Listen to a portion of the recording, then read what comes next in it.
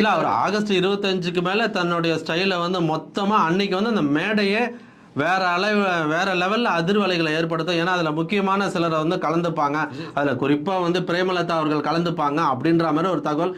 இன்னும் சிலருக்கு அதே மாதிரி அன்று மேடையில் ஏறாதவர்கள் அன்றைய கூட்டத்தினரை பார்த்து இத்தனை பேர் தண்டனை பார்த்து அதுக்கப்புறம் கூட்டணிக்குள்ள வருவாங்க. ரெண்டு கட்சிக்குள்ள இருக்கிற கூட்டணி கட்சிகள் அவரோட கட்சிக்கு தாவலாம். விஜயோட டிமாண்ட் வேற லெவல்ல போகுன்றாங்க. இப்போ விஜயகாந்த் வந்து ஆகஸ்ட் 25 பிறந்த நாள்.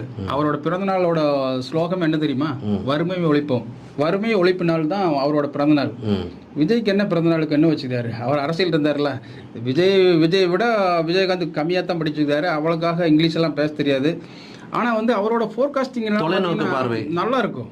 விஜயகாந்த் வந்து பேசுகிற விதங்களும் ஒவ்வொரு மாநாட்டுக்கு வைக்கிற பேர்களும் வித்தியாசமாக இருக்கும். அந்த அளவுக்கு வந்து ஏன் விஜய்க்கு இல்லை அப்படிங்கிறது நமக்கு முதல் கேள்வி. ரெண்டாவது என்னன்னு பார்த்தீங்கன்னா, தீர்மானம்